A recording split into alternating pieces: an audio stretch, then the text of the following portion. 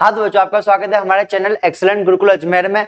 तो हम आज आपके लिए तीन दो चर वाले रैखिक समीकरण युग्म उसको स्टार्ट करने वाले हैं। तो उसको स्टार्ट करने से पहले हम उसका बेसिक कर लेते हैं ना, कि इस प्रश्नावली में कौन से सूत्र लगने वाले या फिर कौन से फॉर्मूले से, और ये दो चर वाले रैखिक समीकरण क्या होते हैं। पहले इसके बारे में जान लेते हैं कि ये वास्तव में होता क्या है। ठीक है, सूत्र तो इसमें बहुत कम लगेंगे, मतलब ना के बराबर लगेंगे सूत्र तो। ठीक है, बस थोड़ा बहुत अपन को जानना है, एक सारणी अपन को देखनी है। ठीक है, और फिर उसमें समांतर रेखा है, प्रतिच्छेदी है, फिर समान संपत्ति है, संगत असंगत, ये हल जानने हैं अपन को थोड़ा बहुत। तो स्टार्टिंग करते हैं इसके बेसिक से। तो देखो नाम क्या है इसका, दो चर वाले रैखिक समीकरण। तो स्टार्टिंग से अपन बात करते हैं इनमें ना, स्टार्टिंग से ही कि बारी बारी से बात करते हैं कि ये होते क्या है। पहले देखो दो का मतलब तुमको पता है, दो क्या है, एक दो तीन चार ऐसे। ठीक है, अब चर के बारे में देखो, चर है ना, तो चर क्या होता है किसी को पता है? सर पता है सर, चर क्या होता है? जो भी सर अल्फाबेट हो गया, मतलब जैसे ए हो गया, बी हो गया, सी हो गया, ठीक है, ऐसे dot dot dot, sir P हो गया, सर क्यू हो गया, सर आर हो गया, ऐसे लास्ट कहां से एक्स, एक्स वाई और जेड, जो भी अल्फाबेट होते हैं वो सब क्या होते हैं? चर होते हैं। वो सब क्या होता है? चर, है ना। A b c d p q r x y z, so ये सब क्या होता है? चर होते हैं। बात समझ में आती है? तो चर क्या होता है? अल्फाबेट। अब चर के साथ ही होता है अचर। क्या होता है? अचर। और वो क्या होती है? गिनती, एक दो तीन चार पांच कहां तक? अनंत तक। ये क्या होती है अपने पास? गिनती। जो गिनती होती है वो अचर होता है, और जो अल्फाबेट होता है वो क्या होता है? चर होता है। ठीक है, बाद में क्या था? रैखिक समीकरण। तो पहले बात करते हैं समीकरण क्या होता है। किसी को पता है समीकरण क्या होता है? ठीक है, देखो समीकरण वो होता है कि यदि किसी भी, जो भी देखो बीजीय व्यंजक, अपन दूसरे प्रश्न में जाना था अपने कि बीजीय व्यंजक क्या होता है। सर बीजीय व्यंजक दो प्रकार के होते हैं, एक तो चर होता है और एक होता है अचर। चर और अचर ये दोनों मिलकर 2x प्लस 3x 3y मान लिया मैंने ना, 3।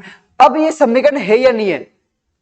अभी तक ये समीकरण नहीं है, और समीकरण होने के लिए इसके बराबर में क्या होना चाहिए? जीरो। मतलब समीकरण कौन होता है कि जब कोई बीजीय व्यंजक के बराबर में जीरो हो तो वो क्या होता है? समीकरण। बीजीय व्यंजक मतलब कि जिसमें चर और क्या हो? अचर दोनों हो। यदि उसके बराबर में जीरो हो तो वो क्या कहलाता है?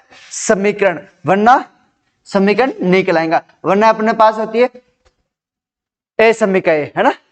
ठीक है, तो पहले समीकरण की बात की अपने। तो समीकरण क्या होता है कि यदि बराबर में शून्य हो, शून्य हो तो वह समीकरण कहलाता है। आई बात समझ में? क्या कि यदि किसी के भी बराबर में जीरो हो, कोई भी समीकरण आ रही है, यदि इसके बराबर में जीरो हो तो वो क्या कहलाएगा? समीकरण कहलाएगा। ठीक है, अब बात करते हैं रैखिक समीकरण। देखो समीकरण का मतलब समझ गए कि क्या बराबर में क्या होना चाहिए? जीरो, बराबर में जीरो। अब बात करते हैं रैखिक। और तुमको पता होगा रैखिक का मतलब क्या होता है? सर रैखिक का मतलब होता है जिसकी घात एक हो। तो रैखिक समीकरण क्या हो जाएंगे कि जिस समीकरण में जो वेरिएबल है, मतलब चर है, उसके अधिकतम घात कितनी होनी चाहिए? एक, उसे बोलेंगे रैखिक समीकरण। ठीक है, तो बात यहां पे मैं लिख देता हूं कि वह समीकरण जिसमें चर की अधिकतम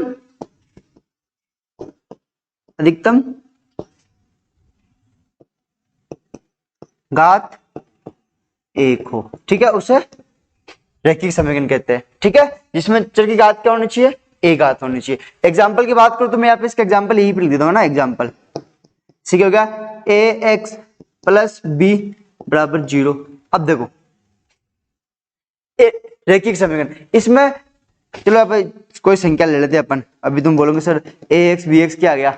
ठीक है, तो संख्या ले रहा हूं मैं, जैसे 4x प्लस 5 बराबर में जीरो।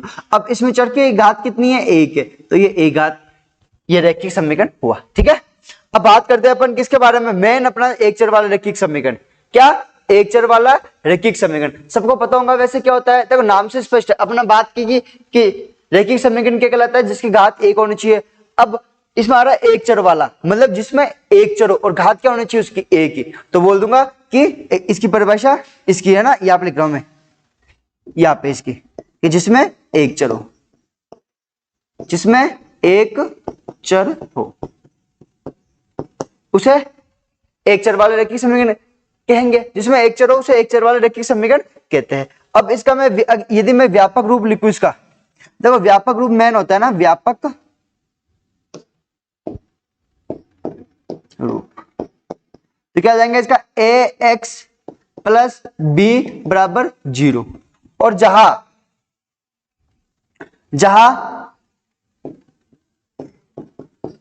ए व बी बराबर क्या है भैया, वास्तविक संख्या, क्या आना चाहिए ये वास्तविक संख्या है, ये न कि चर है, ये याद रखना भैया वास्तविक संख्या है। पे इसके एग्जांपल की बात कर ले अपन, से एग्जांपल क्या हो गया इसका 2x प्लस 6 बराबर 0, 3x 3y माइनस 7 बराबर 0। तो इसका मतलब देखो कि पूरी समीकरण में चर कितना होना चाहिए, केवल एक ही चर। इस पूरी समीकरण में चर कितना, एक ही चर, इसमें भी कितना चर है y इक्वल एक ही चर। तो जिसमें एक चर हो और उसकी घात कितनी हो, एक हो, उसे क्या बोलेंगे, रैखिक समीकरण। तो इसकी तुम एग्जैक्ट परिभाषा तुम क्या लिख सकते हो कि वह समीकरण ना, वह रैखिक समीकरण जिसमें एक चर हो, वह रैखिक समीकरण जिसमें एक चर हो उसे रैखिक एक वाला रैखिक समीकरण कहते हैं। ठीक है, तो बात कर ली अपने एक चर वाले रैखिक समीकरण की। अब बात करते हैं अगले दो चर वाले रैखिक समीकरण। अब तुमको पता ही लग गया होगा कि दो चर वाले रैखिक समीकरण क्या हो जाएगा, कि सर जिसमें दो चर हो, कि वह रैखिक समीकरण जिसमें दो चर हो, जिसमें मैं शॉर्ट में लिख रहा हूं यहाँ पे, जिसमें दो चर हो। तो ये परिभाषा तो तुमसे पूछते नहीं है, बस हाँ इनका व्यापक रूप पूछ सकते हो कि दो चर वाले रैखिक समीकरण का व्यापक रूप क्या है। ठीक है, या फिर ऑप्शनल में पूछ सकते हैं, ऑब्जेक्टिव में पूछ सकते हैं ना, तो क्वेश्चन बन सकता है, लेकिन परिभाषा नहीं पूछेंगे एग्जैक्टली पूरी इसकी। तो जिसमें दो चर हो इसका व्यापक रूप क्या हो जाएगा, देखो इधर व्यापक रूप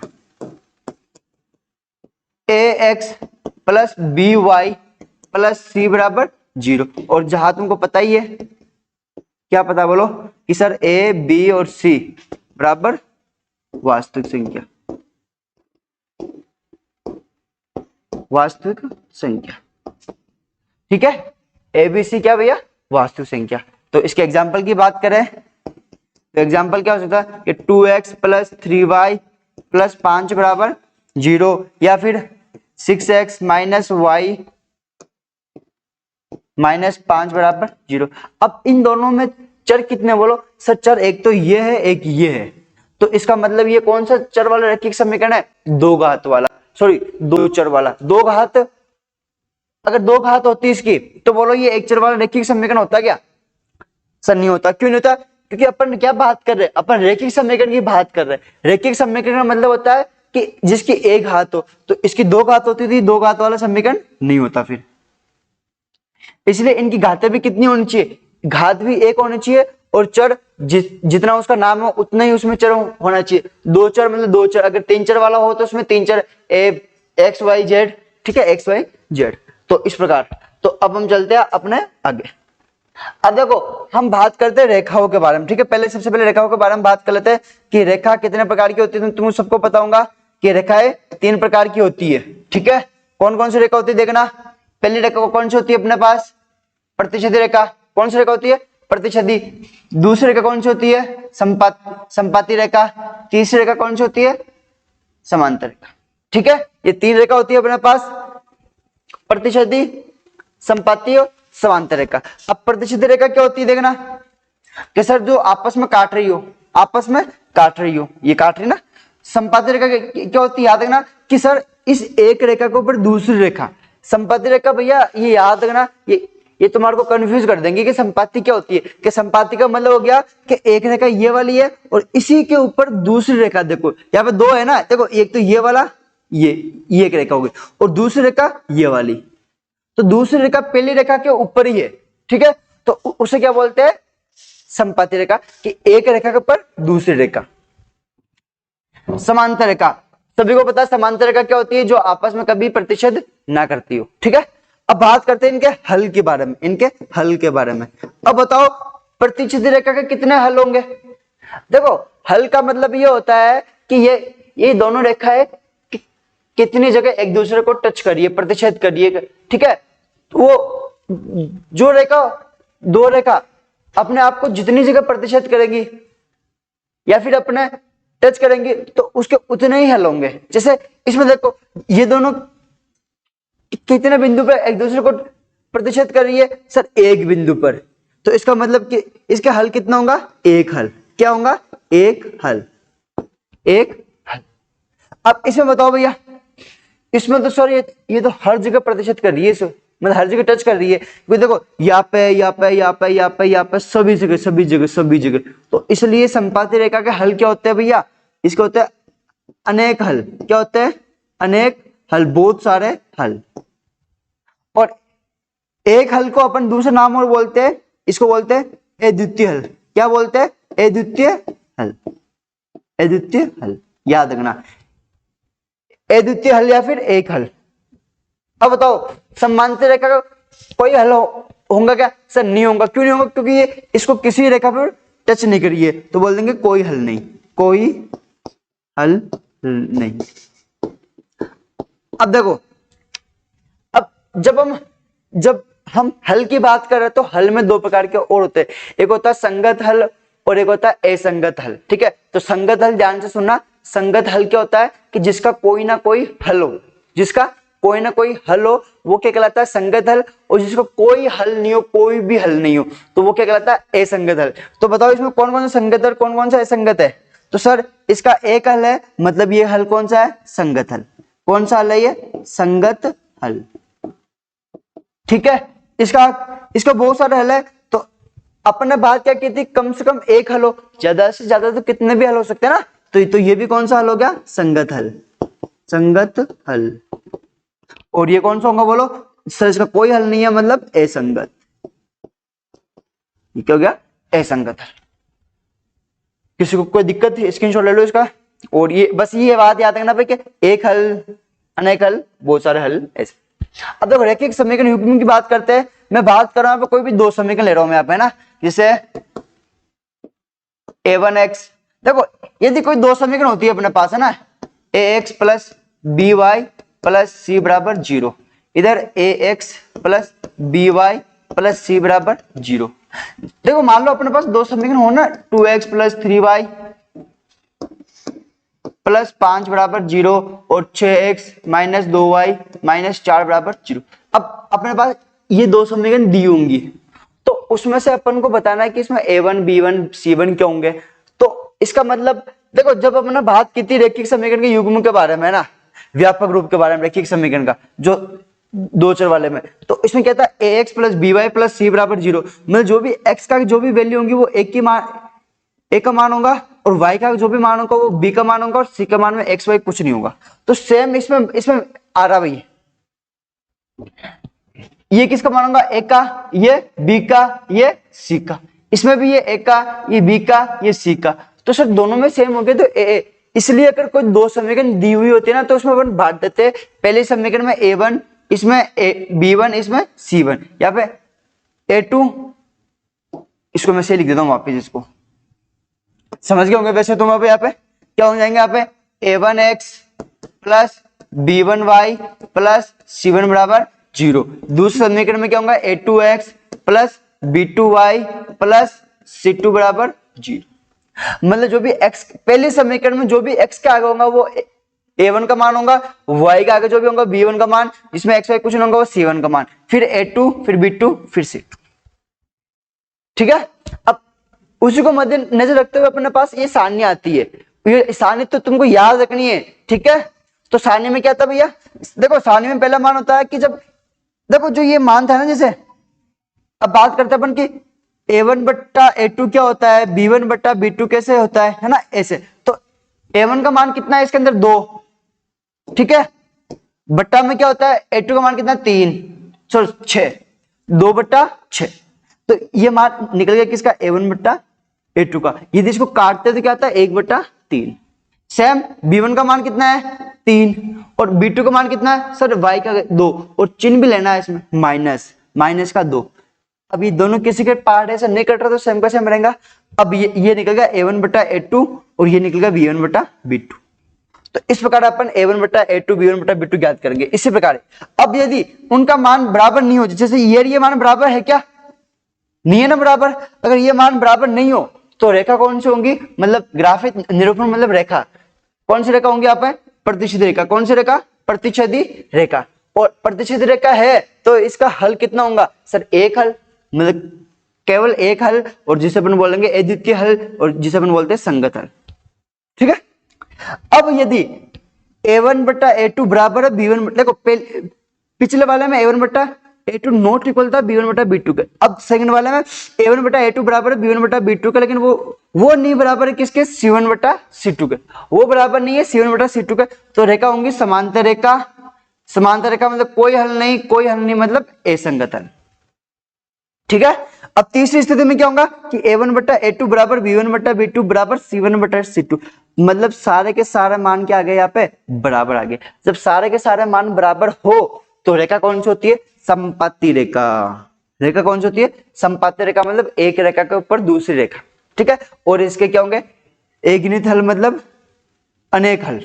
क्या होंगे, अनेक हल, और मतलब संगत हल। तो ये था भाई अपना बस। और अब एक और देख लेते हैं। देखो कोई भी दो चर वाले रैखिक समीकरण को हल करने की विधियां है ना, अपने पास रैखिक समीकरण होंगे तो उसको हल करने की अपने पास दो विधि होती है। पहली होती है आलेखीय विधि, जिसे अपन बोलते हैं ग्राफीय विधि, जिसे अपन क्या बोलते हैं, ग्राफीय विधि। ठीक है, ग्राफीय विधि। और दूसरी होती है अपने पास बीजगणितीय विधि, बीजगणितीय विधि। ठीक है। इसमें अपन ग्राफ बनाएंगे और बीजगणितीय विधि, और बीजगणितीय विधि में भी तीन विधि होती है, प्रतिस्थापन, विलोपन और वज्र गुणन।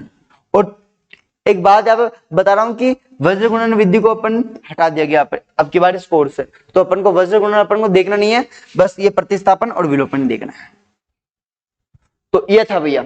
और ये पूरा तीसरी प्रश्नावली का पूरा बेसिक था जो कि मैंने आपको बता दिया कि इसमें क्या सूत्र लगेंगे। तो देखो सूत्र तो कुछ नहीं आया है ना, बस वो सारणी आई, वो सारणी याद रखनी है, समांतर प्रतिच्छेद रेखा वो याद रखना है, बाकी तुम कर लोगे सोल्व। बस इसमें ग्राफ है ना, जिस बंदे ने ग्राफ सीख लिया ना उसके लिए ये प्रश्नावली बिल्कुल सिंपल है, बिल्कुल सिंपल है ना। तो बस ग्राफ पे ध्यान देना तुम्हारे को, और बाकी तो सब ध्यान देना ही, क्योंकि अपना टारगेट क्या है 100 में से 100 नंबर का, तो ध्यान तो सभी पे देना, सभी में कुछ भी नहीं छोड़ना अपन को, एक क्वेश्चन भी नहीं छोड़ना है। सारे क्वेश्चन करने, सारे, चाहे जी क्वेश्चन हो, चाहे हार्ड क्वेश्चन हो, चाहे इंपोर्टेंट हो या नहीं हो, सारे क्वेश्चन करने अपन को ना, क्योंकि कोई सा भी क्वेश्चन आ सकता है। तो हम अब नेक्स्ट वीडियो में इसके प्रश्नावली स्टार्ट करेंगे 3.1। तो आप बने रहेंगे हमारे चैनल पे, और उसके लिए आप सब्सक्राइब कर लीजिए अगर कोई बंदा नया हो तो मिलता है आपको हमारे नेक्स्ट वीडियो में। Till then bye bye.